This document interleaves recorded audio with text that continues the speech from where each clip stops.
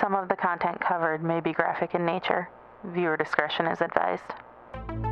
Witchcraft. Yeah, I mean, this is definitely it's really Just, I love stories like this because it's someone scared to death. Yeah, that's a real thing. Just there are countless stories bad enough. I mean, people that you shouldn't fuck with. Right, and the JFK assassination limo. Real.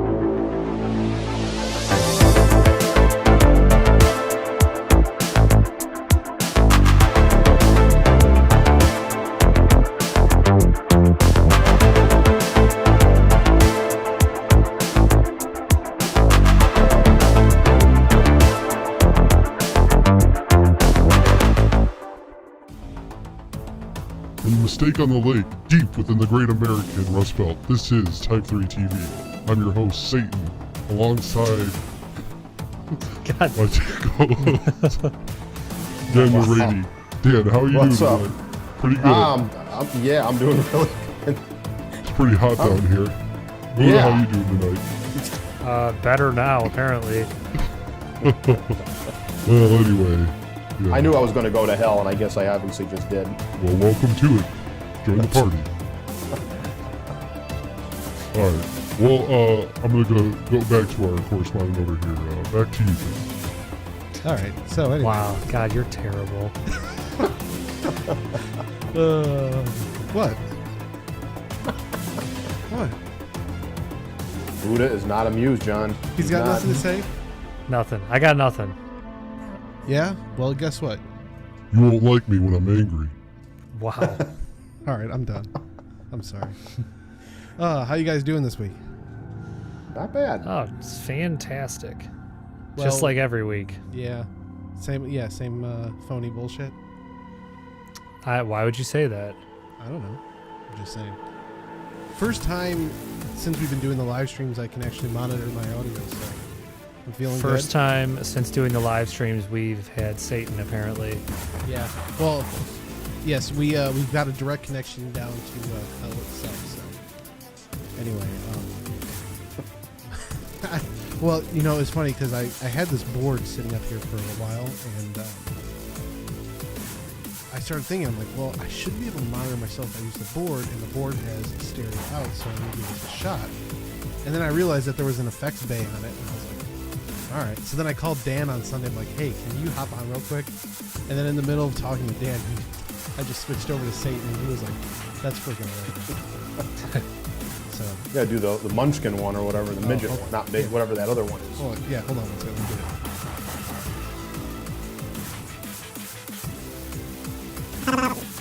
There we go.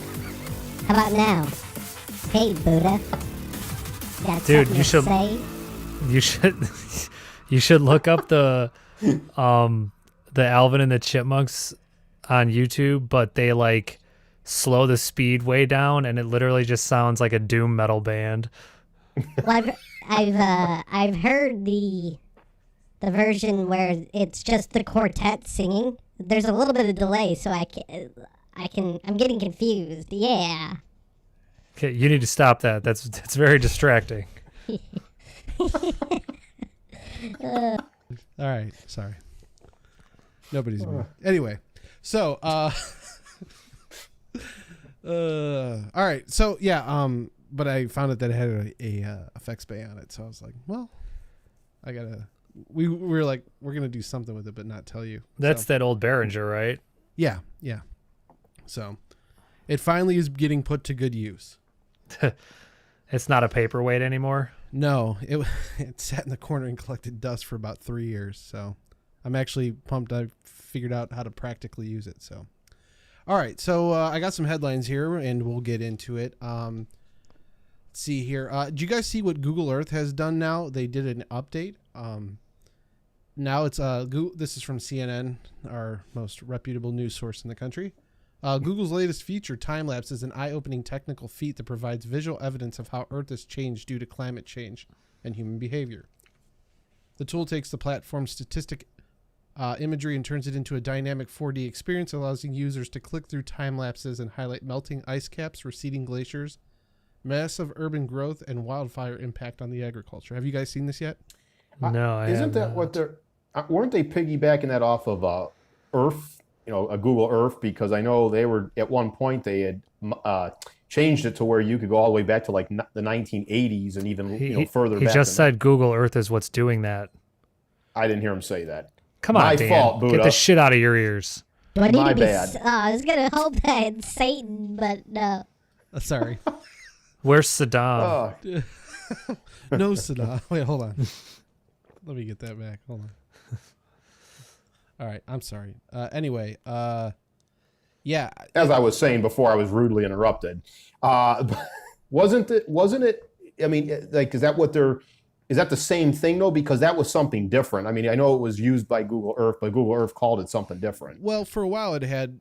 Well, I mean, it's always had like you could browse through the years of different satellite pictures, and then, but now you're able to actually like in some of the photo editing software I have, you can see a before and after, and it's basically a left and right, kind of like windshield wiper, where you can see the difference between the two, and so it's pretty cool. Like, I'm looking at a picture of Dubai, and in 2002 it was just basically, a desert. Right. And within 20 years, all this infrastructure that's been built there, it's crazy. Yeah. So. Yeah.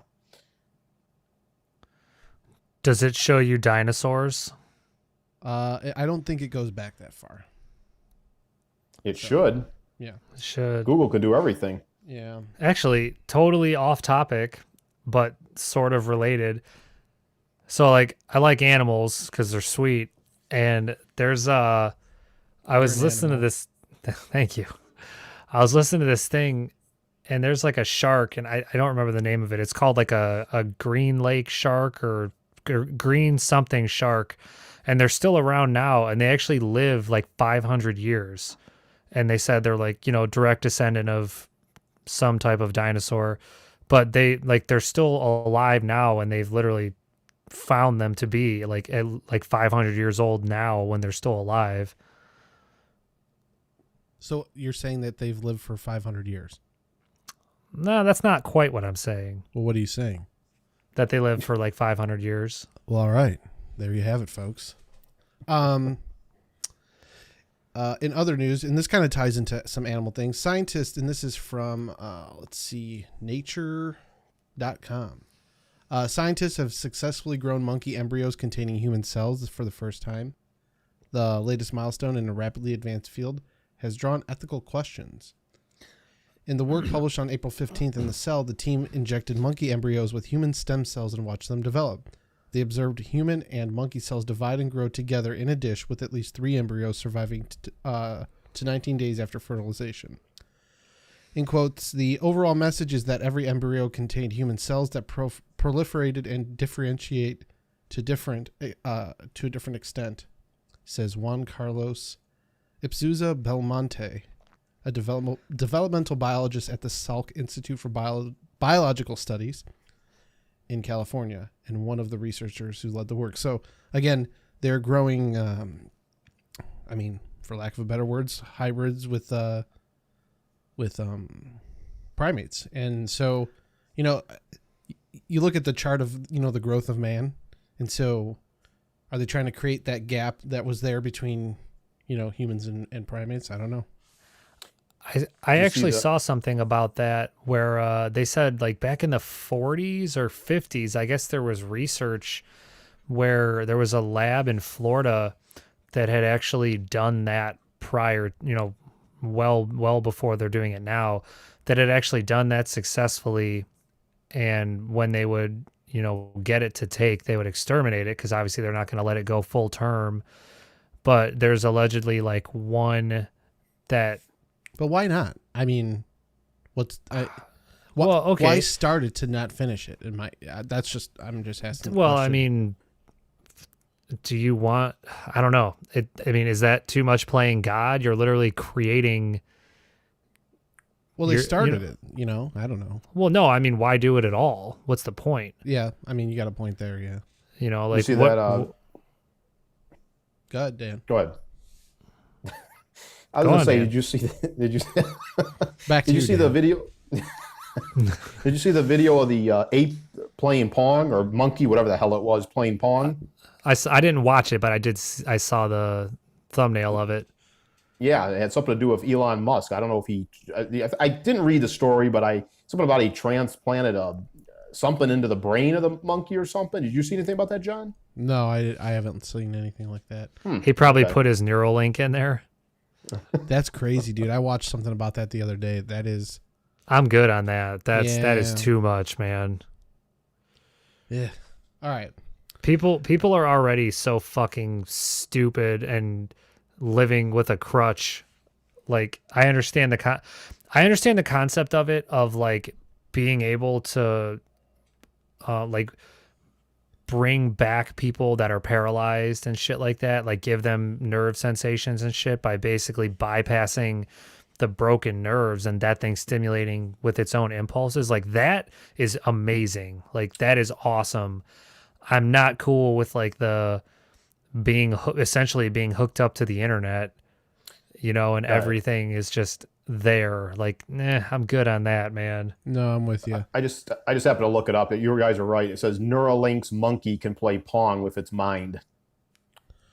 I mean, the dude's making leaps and bounds. Don't get me wrong. It's just I don't want a part of all of it. Right, I agree. Yeah, I agree. Well, what's the end? You know, what's the end goal? That's my question. Is, you know, what are they trying to achieve? And I mean, he's throwing all kinds of crazy money at this stuff. Like, at some point, he's got to run out. Well, no, dude, his stock is like $800 a share, man. I mean, they are doing pretty okay. Second richest man in the world. Him and Bezos keep going back and forth. Right, I know. They keep changing. We'll all end up calling one of them boss. Yeah. All right. This story comes out of Hong Kong. News broke Friday about a Hong Kong designer who made a robot that looks just like an award-winning actress.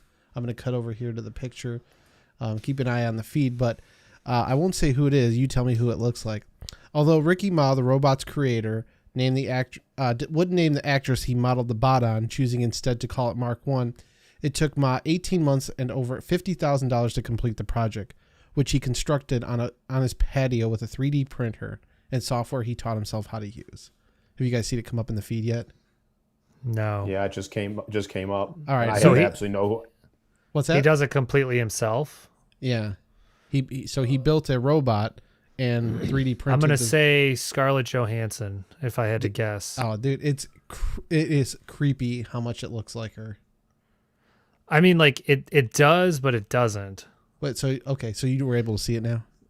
I was able to see it, but you could definitely tell it's a robot. Well, yeah. Don't get me wrong. The dude did all this with a 3D printer. That's crazy. But we're not going to lie to ourselves. He's definitely having sex with it. I'm just saying, like, come on. Well, I mean, but yeah, probably. I don't know. Oh man. So anyway, yeah. I wonder if she's seen it and like what her reaction. She's got to be creeped out if she's seen this. I mean, it looks like I would be like a Madame Tussauds wax figure. I mean, but it doesn't look waxy though. You know, so. But yeah. So but if you saw that at a glance, you would think it's a real person. Yeah, I mean, correct. I would. Yeah, quickly, and it says it can wink, blink. I mean, so if it can wink, it can also blink. It moves, smiles, and winks. So that's about all it says it can do. Buddha, don't take it any further. Yeah, if you spend the extra money, you get an upgrade. All right. So in other news, an Australian man said he used his winnings from a minor lottery prize to buy a scratch-off ticket, but it was 2 weeks before he discovered that he won more than $200,000. A Brisbane, Queensland man told the lot officials that he scored a minor prize from the lotto drawing and decided to use the money to buy a pair of scratch-off tickets from the Sunshine News in Mount Gravatt. Anyway, long story short, he bought these 2 tickets, waited 2 weeks to scratch them, and then found out that he won $200,000. So, wow. Yeah. Wait, how did he win the $200,000 from the other scratch-offs? Yeah, so he bought scratch-offs 1 and then bought another 2 and then waited 2 weeks to scratch them. Oh, okay. I mean, he still won the money, but like, imagine like for 2 weeks you just carried on realizing that you didn't hit any money. So I don't know how Why- people do it. When I get a lottery ticket, man, I scratch it off right away. It's like, why would you even waste your? I mean, it could be a winner. You never know, and it could get lost or damaged or something. You know. Well, he's probably one of those guys that plays every day when he goes to get his cup of coffee and Yeah. some smokes, and then Yeah. all of a sudden he wins, and 99% of the time he doesn't win anything. So, but yeah. All right, this one's coming out of Poland here. April 15th, animal rescuers in Poland say they were called out to help a suspected iguana spotted in a tree outside of a residential building and arrived to find the mystery animal was actually a discarded croissant.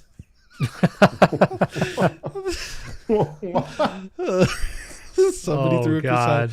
So I'm going to cut to it over here. But yeah, so you'll see a croissant just hanging out the window.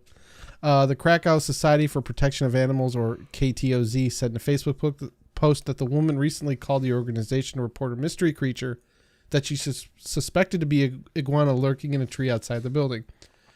People aren't opening their windows because they're afraid that it'll go into their house. The group's animal welfare responded to the animal scene and searched the area for the mystery animal, suspecting it might be a pet that escaped by its abandoned owners. The officer said that they were surprised to find that the creature that sparked the call wasn't a creature at all. It was a croissant roll. God, dude, it's right in front of the window. Like, I mean, you could reach out and touch it. Yeah, but How does it look like an iguana? It doesn't look like a croissant either, though. It looks like a wasp nest more than anything. That's what I'm saying. Like, how big is that croissant? Right. Or a who giant decided- caterpillar? And right? who goes, this croissant stinks, and throws it out the window? So, Well, dumber. It looks like, sorry. it's like a giant caterpillar. They're like looking through a cookbook, like, what kind of animal is that? All right, and then let's see what else we got here. Okay, this one's from Earth Sky. Mars helicopter first flight postponed to next week. It says NASA has once again pushed back the flight date of its Mars helicopter named Ingenuity. According to the agency's most recent status update on April 12th, 2021, the helicopter's first experimental flight, originally scheduled for the 11th, is scheduled for next week due to a software update. So we're going to have to wait and see what it looks like to fly around Mars a little bit more. Did you see, I think this was within like the last couple days or a couple weeks. I guess there was like an American Airlines pilot that saw a UFO and called it in. Did you see that, John? I did not see that, no. That was hear that basically one. it. But he said it was like a cylindrical shape, and then he called and there was like talk to a traffic controller or whoever the fuck they talked to, and he was like, hey, there's no one that's supposed to be out by you right now, blah blah blah, and he was like describing it, and I guess that's like there's been like a string of like bigger airlines that have been noticing this stuff lately, so it's just like another story that's added to it. Where'd this happen at, Buddha? In the sky. Yeah, in funny. the sky of Earth. Yeah, I want to say it was like New Mexico, but I'm probably wrong. Gotcha. All right. So fire in the sky. Hundreds report a fireball made by a meteor explosion over Florida. It says in one of the largest meteor events of 2021 so far, more than 250 people submitted reports of a giant ball of fire in the sky above Florida, believed to be a chunk of asteroid that burned up in the Earth's atmosphere. And so, yeah, have you guys seen any of the footage on this, like dash cam footage? No. It's pretty crazy. I mean, like when it comes into the atmosphere, and here it is off of somebody's, just a surveillance camera, but I mean, it does put a big ball of light in the sky, and it almost looks like, daylight for a second when it comes in. But so that happened in Florida. I think That looks like nighttime to me. no, I'm saying that when it blows up in the atmosphere, it's like almost looks like daylight. Are you understanding what I'm saying? I was listening to this thing about an asteroid, or no, it was a meteor that. It's kind of on the same topic. It was like a meteor that fuck, man, I forget how big they said it was. It was like 600 feet across or something like that, or 600 yards. I think it was either 600 yards or 600 feet. I know that's a drastic difference, and they said the majority of it burned up in the atmosphere, on the way down, but the area, like what hit was still like devastating. I think that was in Russia or Siberia or something like that. Yeah, that was a couple of years ago. Yeah, but they said had that one actually hit at its full size, it would have been like detrimental to the planet. Yeah. Which is crazy because like you think about just how big the planet is and how small that is, but I think they said it was traveling at like 60,000 miles an hour or something like that. And they said just the speed alone, the impact it would have is just be insane. Right. Well, speaking of asteroids also, and this is the last one I got for tonight. It says an asteroid, this was one day ago, so yesterday, and from USA Today, an asteroid just came exceptionally close to hitting Earth. I heard that and one. So, yeah, I did hear that. Yeah, so it says the asteroid known as 2021 GW4 traveled at 18,700 miles per hour when it passed the planet. At its closest, the asteroid was just over 12,000 miles away from Earth's surface. Most geostationary satellites are around 22,000 miles away, and the moon is 238,900 miles away. And so I think I got a picture over here. So they're saying it's closer than one of the satellites that orbits Earth? Yeah. I mean, that's freaky. And you got to think, okay, it's about 1,600 miles or so from here to like Orlando. So, that's pretty much, about 8 trips back and forth, which, I mean, it doesn't take long to fly, 2.5 hours. So, I mean, it was pretty freaking close. Although, again, I don't know where this picture's from, but you can see here right in the center, there's the arrow. It's like, I see it. Yeah, but it says the asteroid was discovered on April 8th. So, geez, what? You got about a week to figure this out. What was that? Was that Armageddon? Yeah. Well, no, I think Armageddon they had a little bit longer because they actually had a train and stuff. When they had to like fly up onto it, yeah, and then like drill. That was Armageddon. Yeah. So good old B. Willie, Bruce Willie. But yeah, so April 8th. You had about a week to prepare. Oh. How do you prepare? Like, what do you do? Nothing.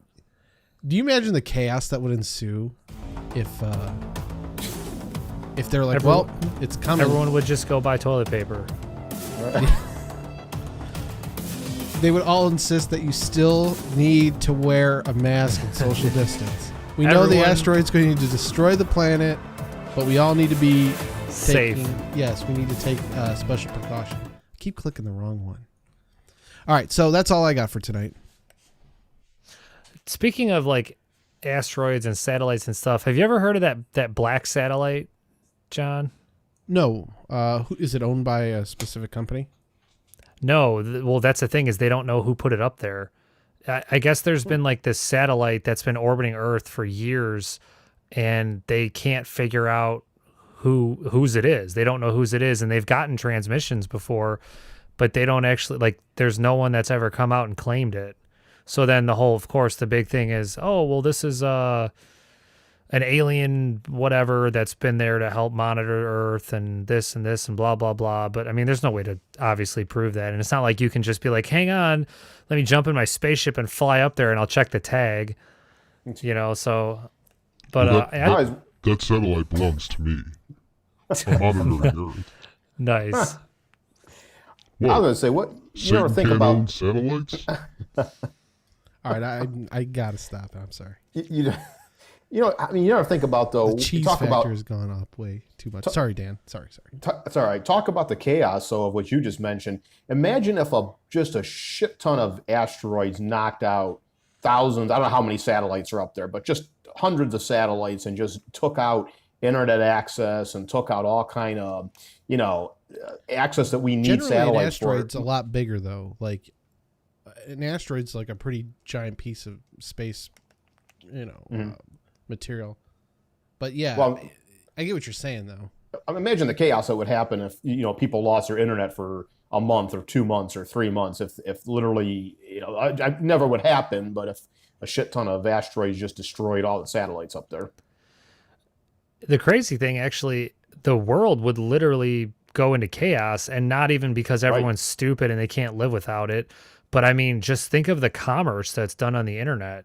Think of the banking that's done on the internet. Like all of that stuff. It would be flight super, plans. like everything. Shipping routing, commerce itself would suffer. I wouldn't even worry about an asteroid. I'd be more concerned about an X flare. I mean, can an EMP go off in space? No, I'm talking about like a solar flare. No, I know, but I'm asking, like, can someone shoot like a bomb, like an EMP, into space and drop all the satellites? Could that be a thing? I have no idea. Get to know. Someone might watch the show and they might say that's a good idea he just came up with. Well, here You know, I'm looking you're really at. onto something there. God damn it! I'm looking at this right now. It says in 1998, NASA took a photo showing an object of an unknown origin that they claim is space debris, and then in the photo, they said, "Oh, what you're seeing is actually a thermal blanket that was lost on a previous mission." And then some people believe the photo shows an alien satellite. The theory has emerged over a number of years and connects a few different pieces of bizarre data that the existence of an alien satellite would explain. And it says, radio waves we have detected in outer space as far back as 1899, which clearly was long before any humans were messing with space travel. Right. Nikola Tesla was the first person to build a device that was capable of hearing the alien radio waves. And he had once told a reporter, while in Colorado, I obtained extraordinary experimental evidence of the existence of life on Mars. And then he just kind of goes on to explain it. 1954, a Marine Corps naval aviator, writer, and UFO researcher named Donald Kehoe said the U.S. Air Force had detected 2 satellites orbiting Earth. And this was 3 years prior to the first human-made satellite, which was Sputnik 1, and that was 1954. 1960, Time magazine reported a satellite was engaged in a polar orbit of Earth. All known U.S. and Russian satellites were engaged in an equatorial orbit instead. U.S. Department of Defense responded to the article and claimed that Time reported as a satellite was actually a broken off piece of the Discoverer satellite, not its own device, but they offered no proof. And then at the time of the sighting, technology to put a satellite into polar orbit was not yet known by either U.S. or Russia. And then it goes on and on with like a ton of other facts, but it's just kind of per usual. Oh no, it's not that, it's this, look at this hand over here, not this one, but they never really offer any proof. Not saying that it really is anything, but you know how it is. You go down that rabbit hole, man, you start believing fucking lizard people are running the world. Say what? All right. Dan, what do you got for tonight? All right. Well, what I have is probably kind of actually a quick one here, but it's a headline that's been really going on for several months now, at basically summer of last year. I'm sure you guys have heard about the semiconductor shortage, right? Well, yeah. Yes, absolutely. Yeah, I mean, I think most people have that. That's why I can't get a PlayStation 5. Yeah, that's part of it, and I find the story fascinating because it actually transitions from we were just talking about technology and how, like Buddha said, people rely on everything and we all rely on so much technology, but so much shit has everything has a semiconductor in it. And it's so crazy because until I saw a photo of a semiconductor, I had no idea what the hell the thing looked like. I've seen semiconductors a million times when I've taken apart electronics, but I never knew that's what you call a semiconductor. So I feel like an idiot. But everything's got them. I mean, watches, cars. Thanks. You leave them alone. Games. Yeah, leave me the fuck alone. God, Thanks, no John. need for the profanity. Anyway, so yeah, now you maybe forgot the fuck I was saying. What the hell was Talking I? about, oh, yeah, about the semiconductors. What has them in. Dad? So anyway, everything has got a semiconductor in it. I mean, right now, the reason I'm bringing this up is this is affecting so much of, you mentioned it, John, PlayStation, Xbox, and it all basically stemmed and started from the pandemic because everyone started working from home. Everyone, more people went out and bought video game systems, and there was just an influx of needing computers and smartphones and tablets and all this good stuff, laptops. Yeah. So it created this huge shortage of almost immediately in the semiconductor. That's what started it, the shortage. Now it's affecting the car industry, which is unbelievable because these cars are so damn sophisticated now, as I've always mentioned. General Motors has shut down several plants. They've had to do several layoffs. They've quit making some cars temporarily because of this shortage. Same with Ford, Chrysler, or Stellantis, whatever the hell it's called. Didn't they just was it? I think Ford. Do they have the Avon plant? Is that Ford? Yeah, they have an Avon plant. Mm-hmm. Didn't they just get a contract, and then when all this shit happened, they're like, all right, we're out. We're moving to Mexico. Didn't they just do that? That could be possible. I didn't hear that, but it could be possible. Yeah, I mean, I know Ford has a lot of production in Mexico already, so it wouldn't surprise me if that was true.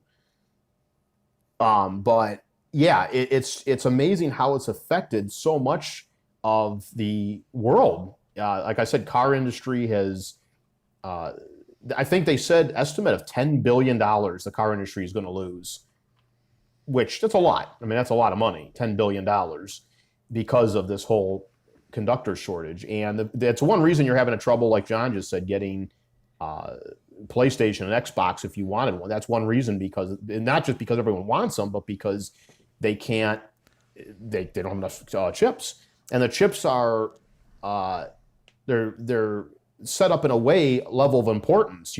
Cars actually come further down on the list. Smartphones and computers are obviously the number one priority. So they prioritize of who's getting these chips. Literally a 10-cent chip. If one 10-cent chip is missing, you cannot sell a $40,000 car. That's amazing. That's really amazing when you think about that. And I just think it's a. Go ahead. It's all from the computer system that basically control the car, right? Correct. I mean, such simple things that used to be controlled by like a power steering pump. That's almost a thing of the past now. Everything is either drive-by-wire or electronic steering. All the microcomputers in the car. I mean, it's absolutely incredible. Almost every part of a car now, especially your luxury cars, is computerized. The headlights are computerized. It's unbelievable. And that's why so many of these, like I said, these cars have to quit.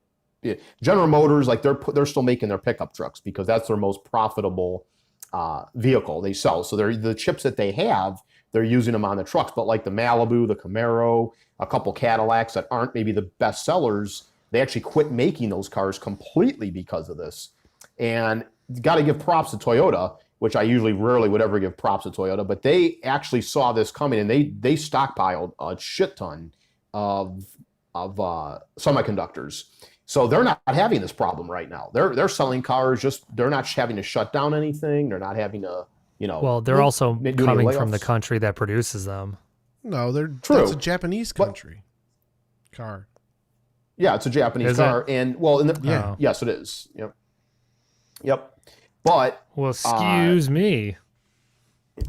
Hey, John, Buddha was wrong on something. Woo! I know. Damn. Yeah. You better take notes because it doesn't happen often. Also, by the way, right. Yes, Ford is moving that Avon plant to Mexico in 2023. Oh, really? The whole plant? Yes, what it says. Plans to move new project from Avon Lake plant to... Oh, maybe they're just moving a project. It just says new project from Avon Lake plant to Mexico. Yeah, I was going to say, if they were going to move the whole plant, that would be some big it says it stinks. Over here. Plans to move... Yeah, it is just a project, which is still ridiculous. Way to go, right. Biden. Yeah, so... When did they announce that? I think like a month ago. Yeah, I didn't hear that one. Yeah, here's an article from March. That was when they announced it. It's probably a car they're going to build down there, I'm assuming. Because they already build some cars down there now, so... But yeah, and that's, the thing is, in so many of these and there was also a very large fire in one of those Japan factories that make the semiconductors. So that screwed up the whole, the production too. between that and everything else going on, it just created this unbelievable shortage. And again, I just think it's really unbelievable. Now, of course, a lot of people will blame. I was reading a news article actually just to try to catch up on this, to kind of figure out what happened and where it started. And then like CNBC blamed Trump's trade war and said that had a lot to do with, so I had not a lot, but had something to do with the whole reason that the chips are in a shortage right now. So yeah, the trade war. And it had nothing to do with every other fucking moron shutting down the world because of this pandemic. Yep. So Dude, yeah. Go ahead. There's sorry, I don't mean to cut you off, but I'm going to do go it. ahead. There's like a lot of the stuff that I've been building lately, like all these like preamps and shit, they've been backed up since like October, and they're just now getting parts in because of all the shutdown stuff and like just not producing, and then all the shit being marked as non-essential. Like even electronics Right. aside, dude, this is how stupid this country is. Like they deemed construction, and all that stuff essential, but then all like the lumber mills and all the people that make the materials for said construction were not deemed essential. So they were shut down, and then like you just couldn't even get materials. And then Right. now like fucking the cost of plywood has like it's over twice as much as what it was, which is insane. Like Wow. a 3/4 piece of plywood is like $70. What? Yeah, it's Yeah. crazy. Yeah, dude, it's insane. I bought 3/8. I just did my kitchen floor last weekend, and 3/8 plywood was like $40 a sheet. What for? What, like 4x8? Yeah, just a standard sheet of plywood, but 3/8 is $40 a sheet. My 3/4 was $36 a sheet, like a couple months ago. That's insane, dude. Wow. Yeah, that is. Yeah. Well, so yeah, that was pretty much all I was just going to mention. Going to go into that, and then I have one other little quick. This is completely off the subject altogether. This is kind of more of the supernatural, which I usually don't talk about. Supernatural, I leave that up to John and Buddha to talk about, because I'm really not a big believer in it. But this story here, I actually remember hearing about years and years ago. Have either one of you heard? It's not really even that much of a story. It's just an event that happened. But have you heard of the Pink Lady of Greencastle? Either one? Yes, she's the one that was pictured. Yes. It's like one of the most famous ones. I have not heard of this. What is it that? What is this? So basically, what it is it happened in the early '90s, and this guy, I believe he was like a ghost hunter, and him and his friends were kind of into all that stuff. They went to this old brick, kind of like castle type. It's kind of like a smaller, like late mid 1800s type building house. It was out in the field, and this happened in Indiana. And they heard rumors, and locals and people told them it was haunted and all that other crap, like you hear about all abandoned. The place had been abandoned for decades. In the 90s, it had already been abandoned for decades. So anyway, him and his friends went there one night. It was like kind of a windy, colder night, and he brought a video camera and of course cameras and stuff. And he went inside of it, took some photos. Him and his friends went in.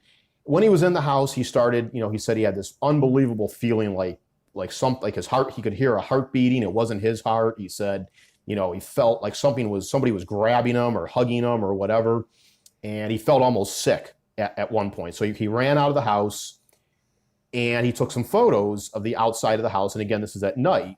Well, he captured, when he took the photos, of course, naturally, he didn't see anything weird, nothing weird at all. But when he got the photos developed, it shows a very eerie, creepy, very obvious looking woman peering out of one of the windows. And you can look it up right now, John, Pink Lady of Greencastle, and see plenty of images shown of it.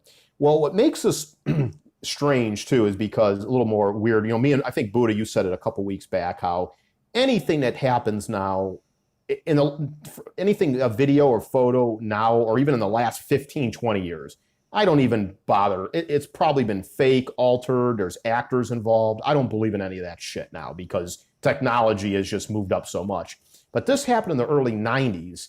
He had this photo looked at, Kodak and they did a story on this on one of the channels. I can't remember what show. Kodak looked at the photo, They determined that the image was in the photo on the negative. This wasn't something that was altered. They took it and actually took it with a photo program. Again, this was more primitive stuff they were using in the 90s. And you can look at it in one of the photos there in Google. They actually did a filtering process of kind of like something you can do on Photoshop now. I have it up now. You see it? You see what I'm talking about? Yep.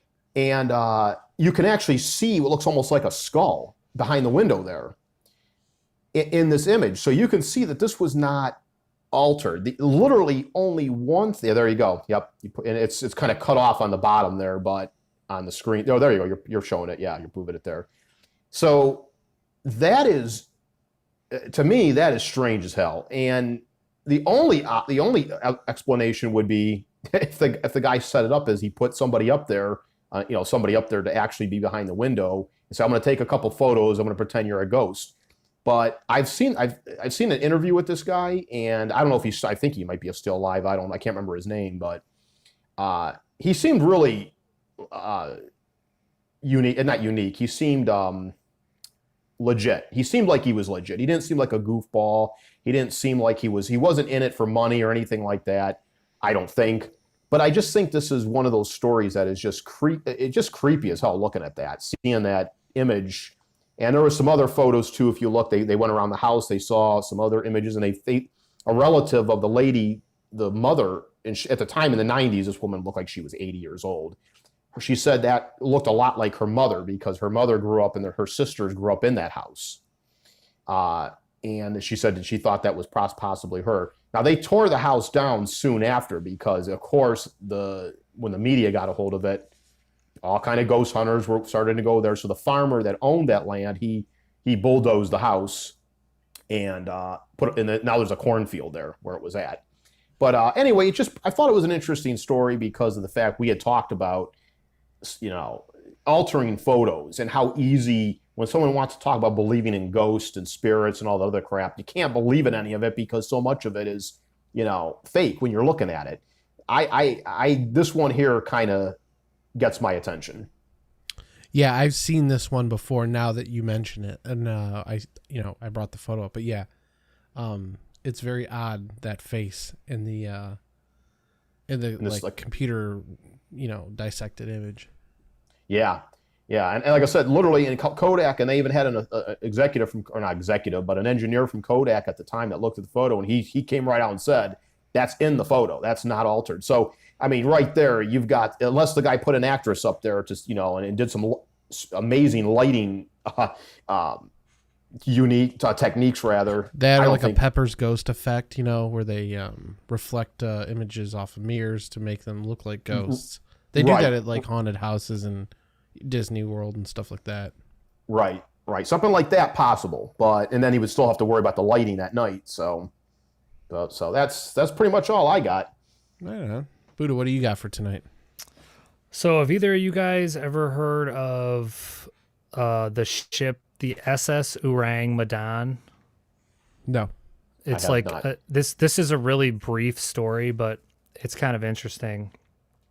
Otherwise, I wouldn't be talking about it. All right, so this happened sometime in the 1940s, and they weren't actually able to like hammer out an actual solid date for it. But basically what happened is the SS Orang Medan was a Dutch vessel, and it was passing through the Strait of Malacca, which is like Malaysia, I believe, for any of you more geo-savvy people than I am. So a bunch of ships outside this area reported hearing like multiple distress calls, and it was basically saying like, all the officers of the ship are dead, and then there was another distress call, and it said, the captain of the ship is dead, possibly the whole crew is dead. And they ended up getting like one final distress call, and it just said, I die. And they really had kind of no idea what was going on because this was just like this, random distress call. So I think it was about a week or so that goes by, and they end up actually finding the ship, the Medan. And they said when rescuers actually boarded the vessel, they said the ship was found like just as described. everybody on the ship was dead. Even the dog on the ship was dead. The whole crew had like their bodies just strewn about all over the decks. But the part that made it weird was everybody on the ship that was found, like obviously dead, they were all found in the same position. And it was basically like on their back, teeth bared, and their eyes like, or their face like facing up towards the sun, but like a terrified expression with their teeth bared. And they said even the ship's dog was found, you know, frozen in like not the same state, but like mid growl, as if like it was, you know, either scared or trying to scare or was being attacked or something like that. So everybody on the ship was found the same way, you know, face up, staring at the sun, teeth bared, whether it was in horror or fear or just fighting off an invisible assailant. So that's kind of what started the whole mystery about it. So after the ship was boarded, they find all this stuff and they bring it back to port. And just to kind of throw more to it, out of nowhere, a fire breaks out on this ship. Now, keep in mind, it's not manned. So, well, I mean, it was manned with the people that were bringing it back home, but a fire breaks out on the ship and everybody gets off, and then the ship just explodes, blows itself out of the ocean, and then snaps and sinks. And that's the whole story. So the thing is they had, like, they really don't have any solid ideas as to why this happened. And they said that there was actually no mention of the SS Ourang Medan's registration in any of the shipping registers. So now they can't even find like an official recording of this ship or any of the stuff that happened. So that also being the reason as why they couldn't like hammer down an exact date to when this actually happened. But I mean, that's pretty much the whole story. And what's that? Go ahead, man. Go ahead. I was going to say, it said they never actually found a ship's registry. The ship's registry wasn't found because it was actually registered in Sumatra, and they said the vessel's name translates to man from Medan, blah, blah, blah. None of that stuff really matters, but it's just kind of the point that when they started getting into like why this happened, there was like a big thing that was going on about that the entire crew was cursed and the ship was cursed, but obviously like there's no way to prove or disprove any of that. The more realistic stuff as to what they possibly think could happen is they said the main stuff that was stored in the ship's hold was potassium cyanide and nitroglycerin, and which could absolutely explain the sudden explosion out of nowhere just from nitroglycerin being very volatile. But what causes the reaction though? Like I don't know. Yeah, I have no idea. I mean, like when water touches magnesium, it explodes. And so What to keep that in mind? All right. But basically when fire, what's that? Well, I'm just going to keep asking, but what my question is, where is this coming? Was this a legend, or where did it start from? This whole thing, because you said there's no record of the thing existing. No, they found that the ship was registered in Sumatra. But originally, okay, when it was when they looked for the original registry, is why they couldn't find the exact date of like when this actually happened. Oh, okay. Yeah. I don't understand how all that stuff works. Basically, it's just supposed to be the ship was registered. I don't know if it registers for the trade route of when it's going or what, like if it's a port registry. I don't understand how that stuff works. I'm not a seaman. Yeah, but they can't figure out the date it actually even happened. They just know that it was sometime in the 1940s, but the different dates that are thrown around are in the 1940s. They can't confirm the exact date. So they know the time frame. Right. They just don't know like the day that it happened. But one of the reasons, or one of the things that they said, possibly the reason that this happened is like some type of, I don't know, like it said like an off-gassing of some of the chemicals that they carried, would potentially just be, I don't know if it would be slowly poisoning the crew or just, I don't know. That's the thing is like there is no, it's all theory at this point. So there's always, like I said, there's always the supernatural or otherworldly idea that, you could never ever verify. Right. And then it just says the circumstances hint towards a release of dangerous gases, which is another volatile and controversial yet familiar cargo in the international climate. So I don't know. I mean, I'm not a chemist, but if you're carrying cyanide or nitroglycerin, can that be affected by, humidity? I don't know, anything Maybe in the something air mixed. itself.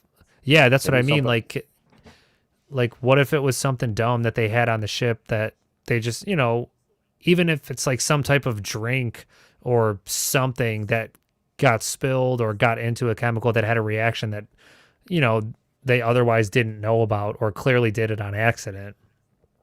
Right. I don't know. It's amazing that no one survived it. I mean, literally the whole crew's dead. Even the dog died. I mean, that's just. Yeah, like it makes you think it was definitely like some type of mass, like if it was like something that was off gassing, it would make sense because, okay, then it's going to affect the entire crew. But then it's like, well, how big is the range on that? Right. Like Now, why didn't somebody else notice it and stop it or try to prevent it? But if it's like a gas, how would you know? You know what I that's mean? Like true. there's so much stuff that's odorless, tasteless. But then they my had question time is enough like, how potent is it if it's on the deck of a ship? Like you're literally out you can't get any more outside than being like on the open sea. Right, but it wasn't just something that doesn't sound like it just completely instantly killed them. It was something where they had enough time to write as what do you call them? Write Yeah, the distress calls. distress calls. And especially because it seemed like they died in sections. Like why was it like did a bunch of people die and the guy that was radioing was just kind of freaking out? Did it cause like mass hallucinations? Or was it literally like, it seems really weird to be like, your first distress call is all the officers are dead, the Right. captain's dead. And then the next distress call is like, oh, well, the rest of the crew is dead. And then the final distress call being like, I die, which is weird in general. Yeah. But I mean, I guess if you're aboard a ship and everyone's dead except you out of nowhere, you'd probably be a little rocked in the brain. True. But the fact that like he did it in that order, it kind of makes you wonder like, well, was it actually done in that order? What about the autopsy? Didn't they do autopsies on these guys, or did they burn up with the No, ship? everything went down with the ship. Oh, okay. And then, of course, the idea of pirates were thrown around. But, I mean, you'd think that that means like literally everybody would have died of bloodshed or, died of fright because there was like no bruising. Nobody was beat up. Nobody was stabbed. They were just all basically laying there. Did it say what time of year it was? Why, you got something? No, I'm just curious as to like the time of year that. No, it doesn't. All right. Yeah, I was just curious. Doesn't Malaysia have a fairly consistent climate, or am I way off? Oh, I have no idea. I just didn't know if like type of year or time of year and weather played into it. Like, did anyone freeze to death? Maybe, you know what I mean? Right. So Yeah, I guess that's true. I don't know, but yeah. Even the dog died growling. Yeah, that part's strange. I don't know. it's funny. You should mention this because I did find an article today from what's it called here? CNN, of course, America's trusted news. Crap, I just closed out the article. Give me 1 second here. It has to do. Okay, here we go. Which human screams affect us the most? And so, this is from CNN Health, but it says You scream, I scream.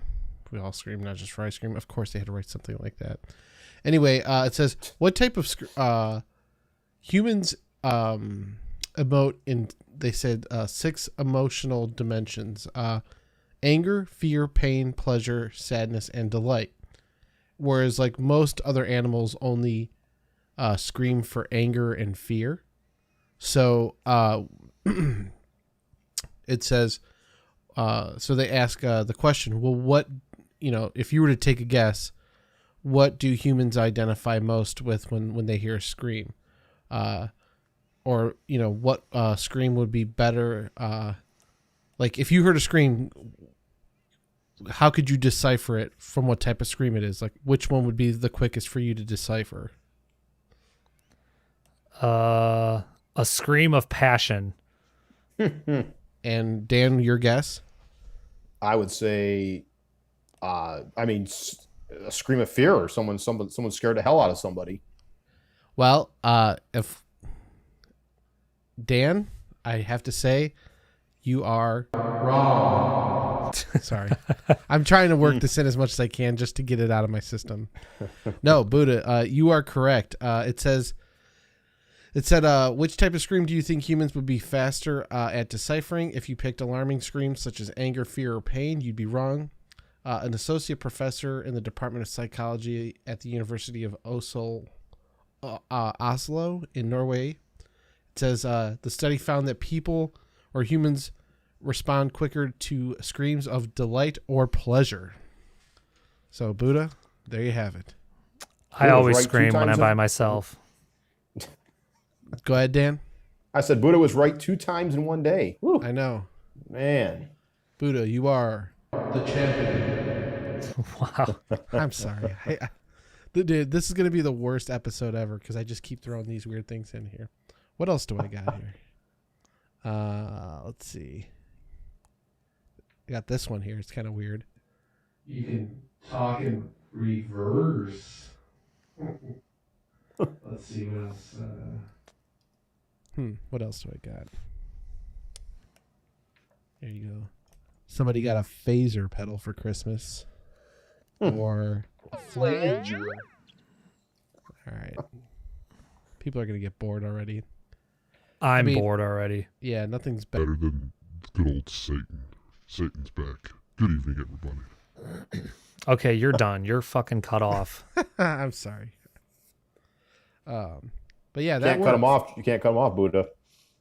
Yeah. I can cut myself off of this. Yeah, no, I know. We have derailed. Every time somebody tunes in and I bring out Satan, they immediately tune out. Yeah. Satan will come back out. Listen, if I want to get people to not listen, I just bring out Satan. Let's see. Come on. Somebody's just tuned in. I'm watching the counter. They're about to tune out any second now. God, I hate you so much. Keep doing it then, John. We're aggravating Buddha. I love it. All right. So did you? You said you had one other one potentially, Buddha. We could do it, or I could save it. It's not. Well, we're at 9, so we've been going for an hour. You. Let's do it. Bring it on. All right. You have actually. I'd be surprised if you hadn't heard this one. Antonio Villas Boas. Is that how you say it? It's an alien abduction story. No, I have not heard it. No. Really? I haven't Yep. either. All right, so this dude was, he's a 23-year-old Brazilian farmer who was out working at night one day just because it's crazy hot where he lives.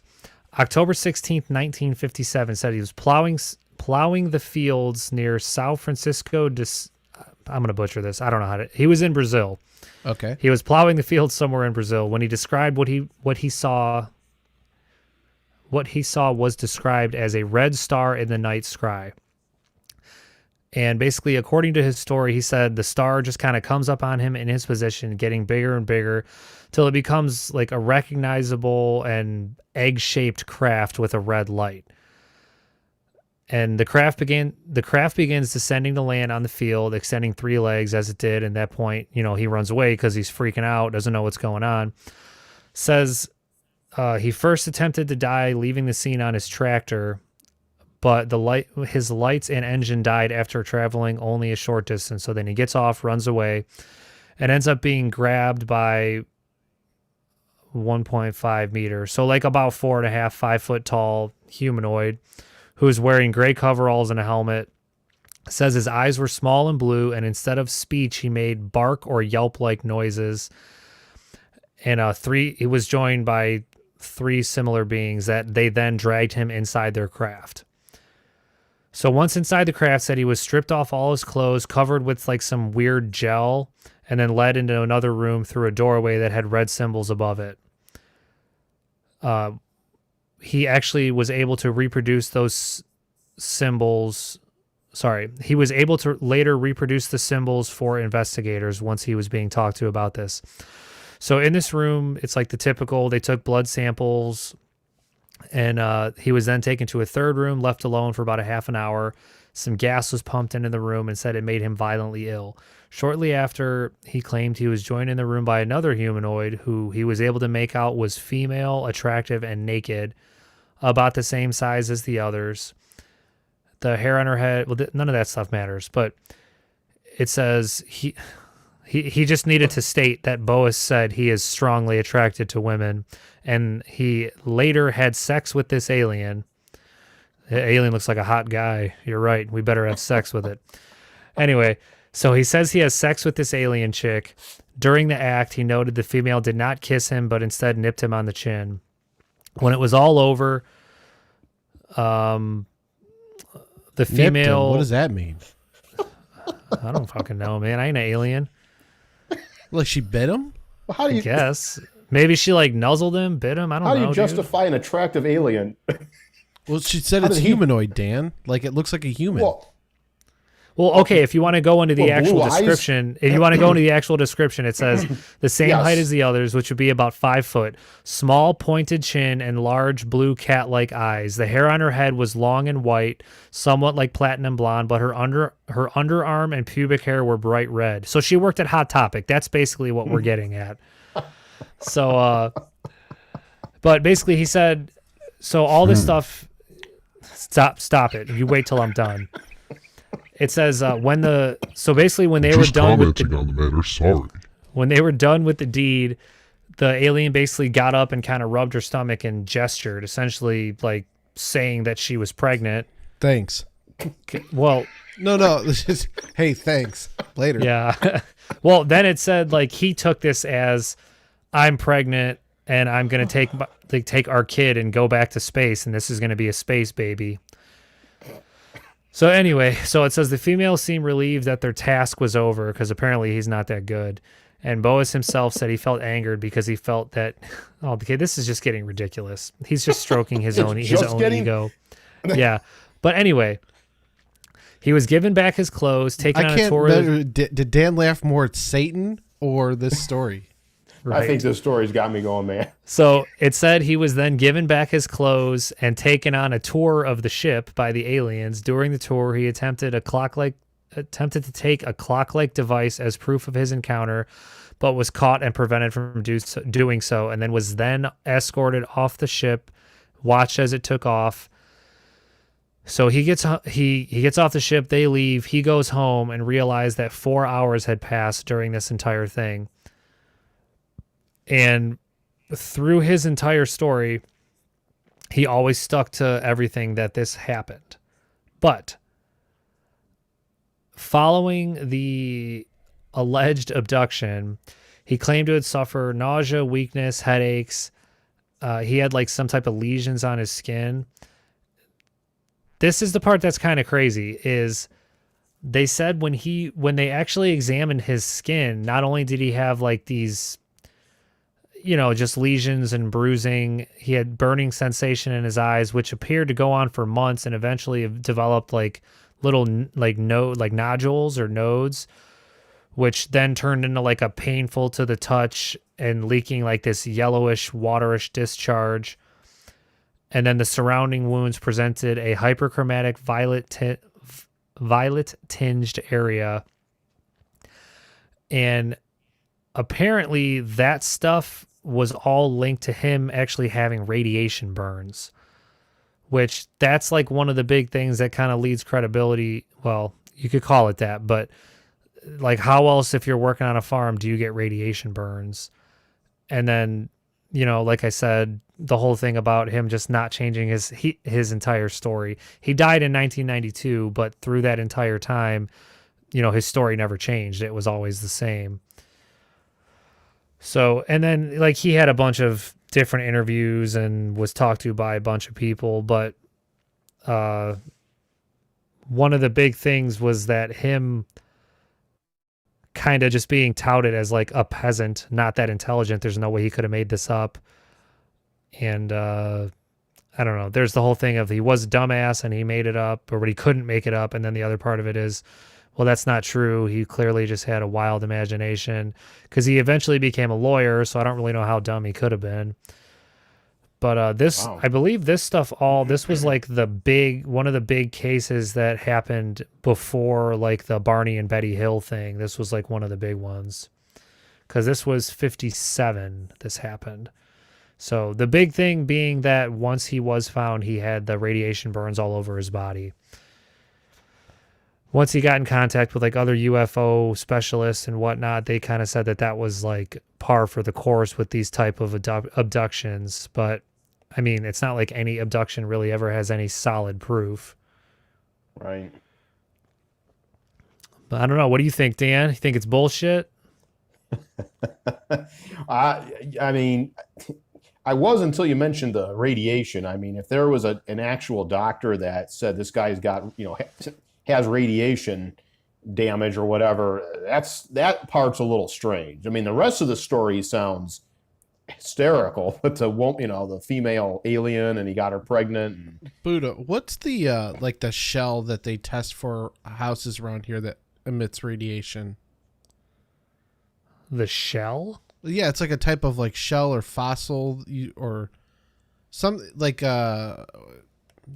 when they do home inspections. Are you talking about radiation or are you talking about radon? Is radon? Radon is a gas.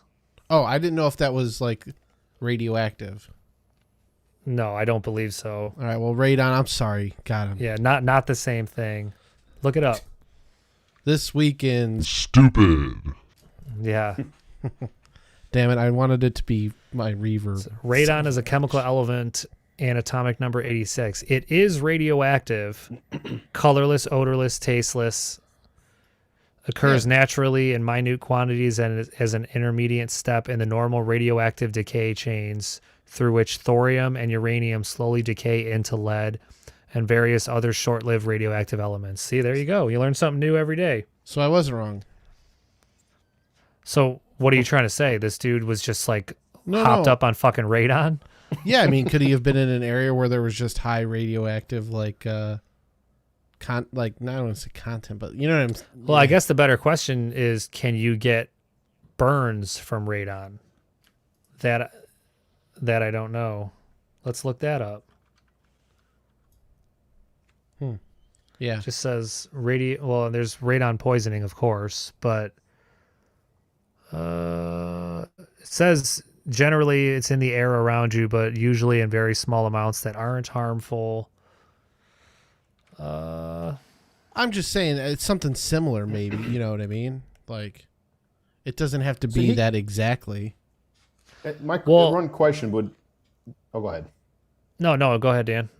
When did he come? Did he come up with the story like right after, like in 1957, or did he come up with it like years after? Yeah, he came out and he was like, "Hey, everybody, this shit just happened to me, and it's fucking nuts." Yeah, it's crazy. He's got a good imagination if he made it up. I will have to say that, because I mean, if he made What that if he's stuff telling up the in truth, 1950, Dan? huh? What if Well, he's telling the truth? Well, I don't know. I mean, it's far fetched as hell, but I mean, my feelings on this stuff. I don't know, man. He could be telling the truth. That's what I'm saying. If he was using his imagination, he had a hell of an imagination to come up with that kind of sci-fi shit in the 50s. I could see after, in the 60s, 70s when stuff like that was. In a bunch of the John Lear interviews that he had done with Coast to Coast and just all the other shows, he states that all of us are abducted at some point, at various points throughout our life, and we just don't know about it or remember it. And we're checked on, inspected, and put back, and we never know the difference. doesn't this seem to happen? You hear about, correct me if I'm wrong, gentlemen, because I know you studied up on this stuff way more than I've ever even thought about, but don't most of these abductions seem to happen out in the country, out in more rural areas?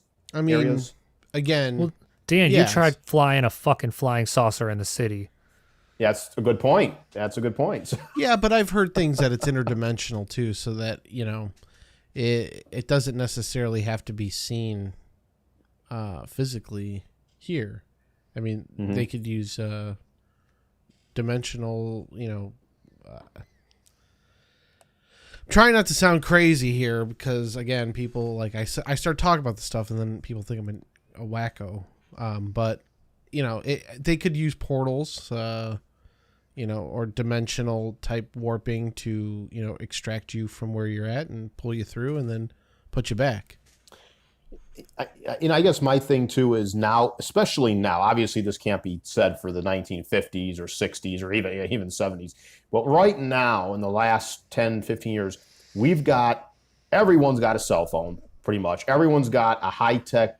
Now most people have 4K cameras on their cell phones, and there should, as far as, and I'm not referring to so much of the being abducted, not necessarily that. But just seeing, UFOs in space and not space, I'm sorry, but like,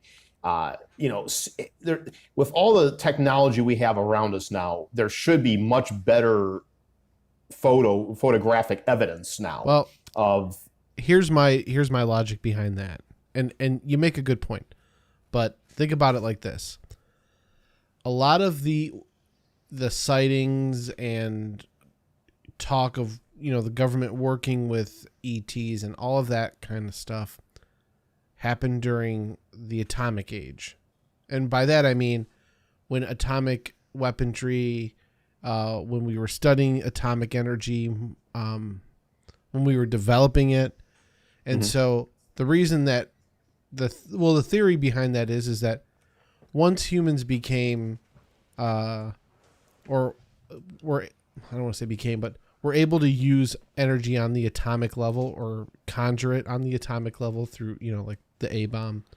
That's when we hit their radar to maybe not necessarily watch us as much, but more interact with us and basically kind of govern how far we take it.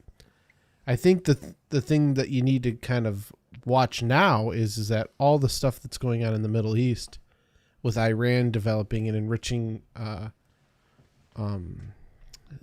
is that? Uranium. Yeah. And so, as things tend to heat up over there, as far as atomic energy and study goes, we should be paying attention to the skies over there. I mean, does that make sense? And the thing about it is too, is that like one of the theories that,